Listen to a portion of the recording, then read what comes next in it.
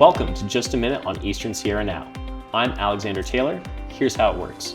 Every candidate gets the same 10 questions and exactly 1 minute to answer each. When the clock hits 0, we move on. It's fast, it's fair, and it's all about giving you a clear picture of the people asking for your vote. Make sure to subscribe to Eastern Sierra Now on YouTube and follow us on all platforms to stay informed on everything happening in our community. Let's get into it. We're here with Gerard Harvey. Gerard has lived and worked in the Owens Valley since 1995, serving most of that time as a public defender in our local court system. Many in the community may also know him from his involvement with Playhouse 395 and AYSO soccer. Gerard Harvey, welcome. How are you today? I'm fine, thank you. How are you? Doing great, thanks. Let's get into some questions. Sure. Question 1. Why did you choose to run for judge at this point in your career?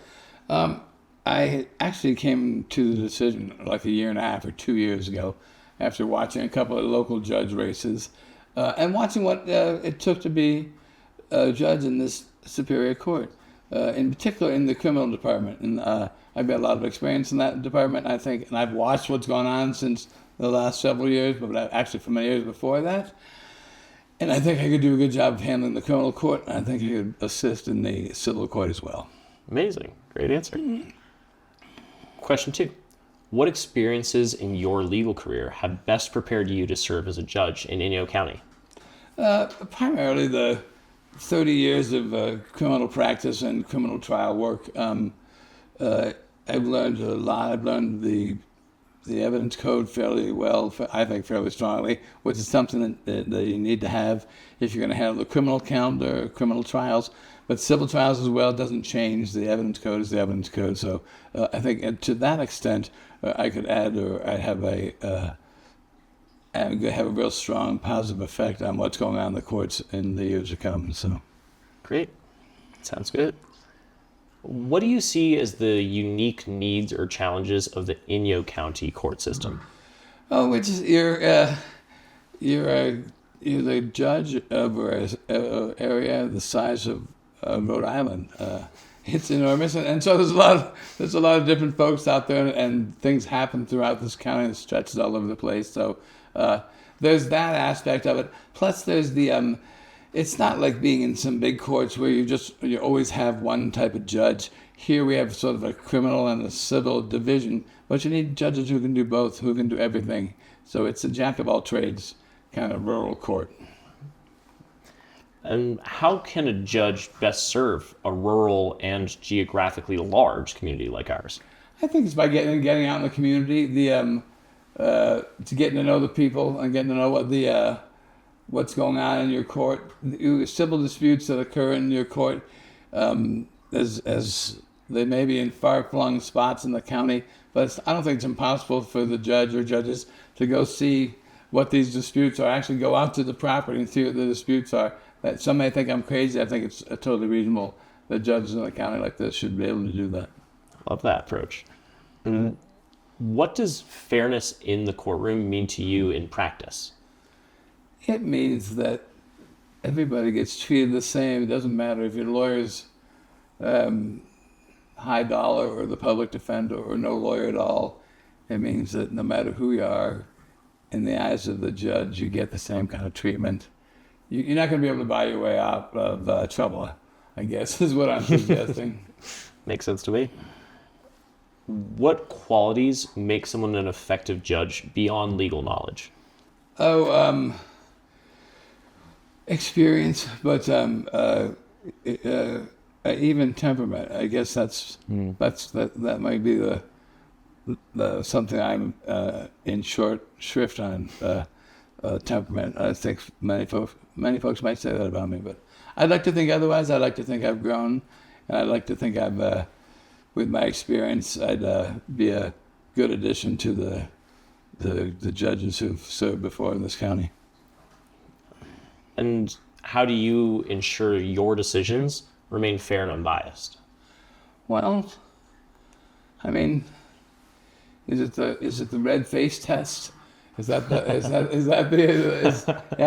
do it, kind of go, and the judge go, I'm not embarrassed about what I've done here because I did the same thing for everybody who came through, you know? That's sort of the question, I guess. Can you justify what you've done in one case or in another case that might be different? All cases are different. They're all judged on their merits, but similar cases are judged in a similar fashion. So, how do you approach situations where you've had to reflect on or learn from a difficult decision? Well, you could take that a lot of different ways. I'm thinking of a time or two I got absolutely thumped at trial. Did I learn a thing? I'm not sure I did. It's taking time to, it's like anything. If you get beat or you lose a decision in some regard, taking the time to reflect on it is important. It's like any decision. Making decisions snap is probably never a good way to go about it. So, what steps would you take to keep cases moving efficiently while still giving each one the attention it deserves? well, you gotta being a judge in a criminal court is kind of like being a referee at a hockey game. You got to keep the puck on the ice. You got to keep things moving. You got to keep an eye on what's going on. Your clerks can only do so much. A sharp judge knows what's going on in the courtroom, sees who got in there early, who walked in the door late, that kind of stuff. You got to keep things moving.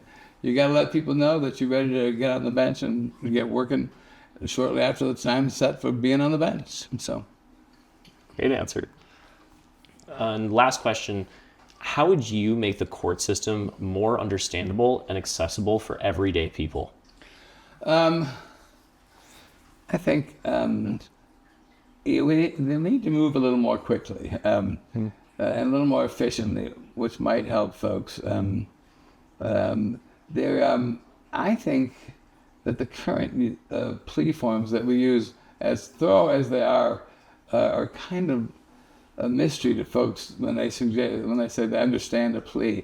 I think maybe some simplified plea forms and more rapid dispositions, or just getting started more early or earlier to give folks more time to be heard, would probably be the best thing we could do to shorten days at the court. So that's a great example. Before we wrap up, Gerard, would you like to take a second to address your voters directly and tell them a little about your campaign? I'm absolutely thrilled to be running.